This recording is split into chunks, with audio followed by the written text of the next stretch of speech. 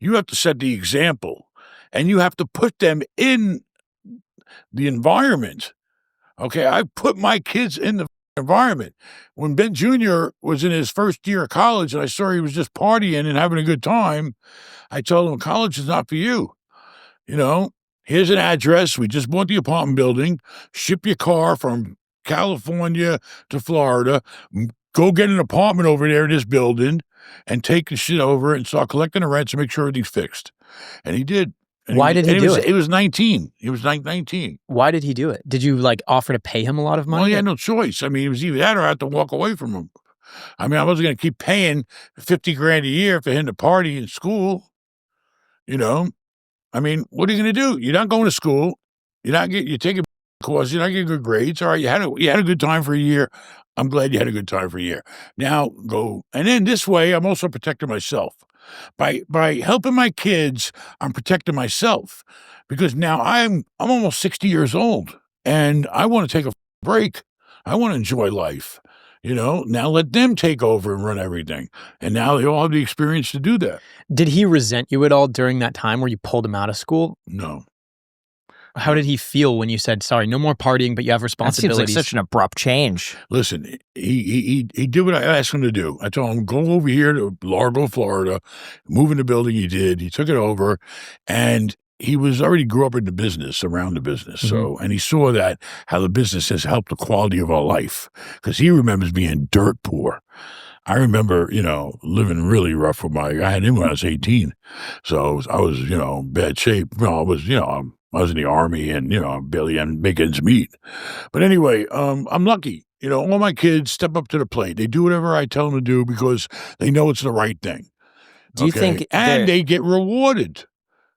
Okay? They all live in, like I said, $1 million homes.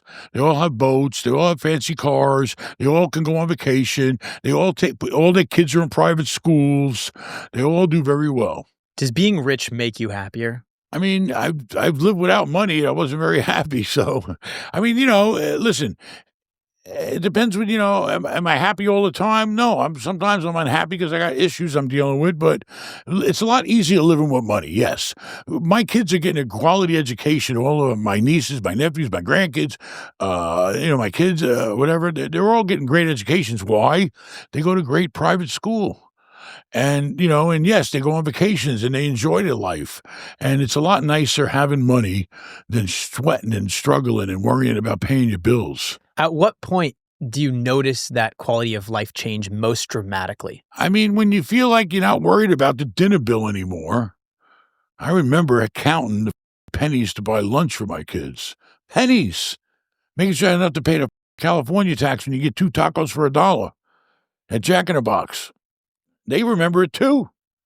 I mean, when you can not worry so much about paying your house note and you don't have to worry about stuff on your cars. I mean, that's, you're at a level in life where you can kind of relax. At least you got enough money to pay your necessity bills and you ain't got car payments and all that, and you can handle an emergency when it comes up. I mean, it gives you some sort of comfort of having that stability in life. Is there ever a point of having too much money where it just invites problems? I don't know. I don't know. I mean, not really, because I got kids that I have to think about leaving it to. So I always wanted to make as much money as I could, so I have enough to spread it around to everybody. And then I want to, be able to live without worried about getting on my plane, whenever I want, and using the plane a couple of $1,000 an hour, whatever. I want to go on my boat, and it costs $3 a gallon. I need 2,800 gallons of gas or diesel. I mean, I don't know. It's nice to have money and not have to worry about it. My American Express bill came in today and, it was, probably double what it normally was. I didn't give a I saw what it was. It was logical things. We don't piss money away. We don't waste money. I'm not a degenerate gambler. So, look, I got a carpool table, it's nice. And a lot of people, when they first start making money, they're like, okay, I just need to make this amount and I need to have this amount of money to finally be happy. And then they get there and then they raise that number. And then they get there and they raise that number. Yeah, that's what I did. I always thought I should have, when I was younger, I always said, when I first became a millionaire, I said, I should have, if I'm 35, I should be worth 35 million. That was my weird way of of setting my goals. And then when I'm 40, I should have 40 million. And then when I'm 50, I should have 50 billion. But maybe the timing was right for me, because a lot of timing has a lot to do with it. Or call it luck. I don't know. I don't really believe in luck. I believe in timing. You just happen to be at the right place at the right time with the right money. Do the deal. And then it grew to be, I exceeded my goals, put it that way. Okay. But even once you exceeded all of those goals, I didn't really think about it anymore. You don't think about it. You just keep accumulating it. You just keep doing it. If you're hooked on what you do and you're hooked on growth, money is the reward of busting your ass and making deals and making shit happen. I mean, it comes, that's the reward. And your bank account grows and your wealth grows. But, was I money driven? Yeah, because money was the reward. But I always had the hunger to find the next deal. Or better yet, have 3 or 4 deals going on at the same time. That's what I like to do. What do you think are the biggest opportunities right now, speaking of timing? I mean, if somebody was a genius, they could figure out how to do all these empty office buildings. But I ain't seen that genius yet. I mean, opportunity's always out there. You got to look for it, and you got to be persistent. I mean, I was on the phone today with the same deal. It was $160,000 a unit about 3 or 4 months ago. All right, and the broker's calling me today saying, you know what? I get the guy down at $130 a door. It's $30,000 a unit. It's a couple hundred units. That's $6 million less he's willing to take. But even at $130, I didn't like it. And, I'm more comfortable at about $110 or $115. I got to be comfortable with the deal. So, but the point is, I'm going to keep waiting, or I'm going to keep making offers, and I'm going to keep lowballing until the right deal comes, and right now it's just moving slow, but it's moving. And if I can't buy, then I'm going to sell. If I ain't spending my time finding deals, then I'm going to be selling deals. What would you stay away from? And really quick, I gotta say, something that Jack and I have been trying to do a lot more lately is just to remove the annoyances that quietly waste time and energy, because those things add up fast. The thing is, we're always on the go, we're always trying to get to the next thing, so having a cleaner setup and a little more control in your day really goes a long way, and that is exactly why we absolutely love MagBack. The MagBack Elite case is so much more than just a case. It has the finger loop for a secure grip, side grips that feel great, a pinky pillow for comfort, and a built-in kickstand when you need it. That is all built to make everyday use way better. And it also just comes with a screen protector, so that's one less thing that you have to worry about. Then they also have their MagBack 3-in-1 home multi-charger that keeps everything clean and ready to go. You drop your phone, AirPods, and Apple Watch on it at night, and by morning, everything is charged in one place. What I really like about this is that it's not just like a mess of wires that looks awful. I don't have to try to plug and play and which one does what. It's all in one place, and it looks incredibly clean, and it just makes it easy. I kid you not, Graham and I are genuinely huge fans of MagBack. I use their wallet, I use their phone case, and also on the side of my Tesla screen, I put my phone up there. It is so helpful. Check it out with this footage. I can guarantee if you're on Apple or Android, they have something for you. So if you want to make your setup cleaner and way more efficient, definitely check them out with the link down below, and don't forget to use our code, which is also down below. What would you stay away from? Office buildings. I don't have any knowledge in industrial. Industrial always scared me because they're such large spaces that if they ever went empty and you need a specific type of business to be in it, it would be very dangerous. Offices, you got to know what you're doing in industrial.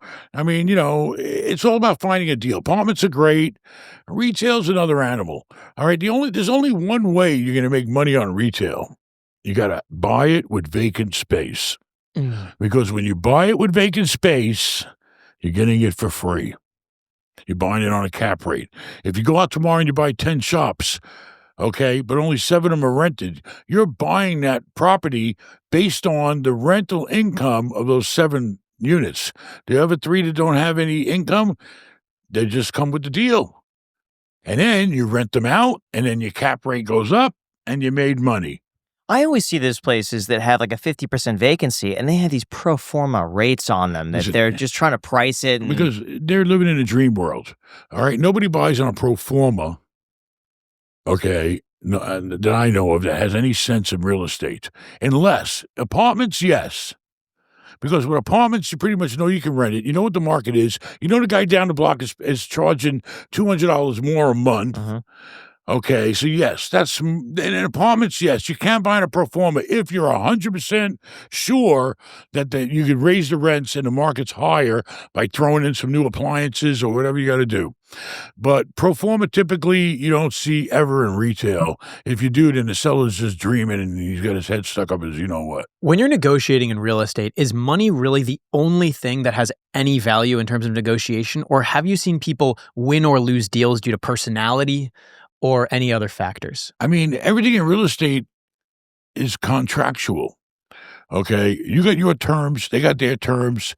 As long as your terms come to meet together, you got a deal. All right. If people, it's not. I've never been emotional or anything, like that with a real estate deal. I mean, I've done deals with snakes, guys that I knew were crooks, guys that went to jail for being crooks in real estate and other things, and I still did business with them. All right. Because as long as you know that the guy's a crook, then you got to watch every little thing you're doing and cover your ass a lot more than you would normally. But the point is, it's not emotional. I've come across people with all kinds of personalities, you know, and you just, you ignore it. It's not, number one, in my world, it's all done by brokers and lawyers. I don't really get involved. I mean, I get involved by making sure it's a great deal, making sure it's what I want to buy. But as far as making a deal, just like, I don't know if you were there, right when you were there eating your hot dogs. I told my lawyer, let me get the broker on the phone, let him deal with it. Oh, these people want this, they want that. And the broker says, okay, I'll handle it.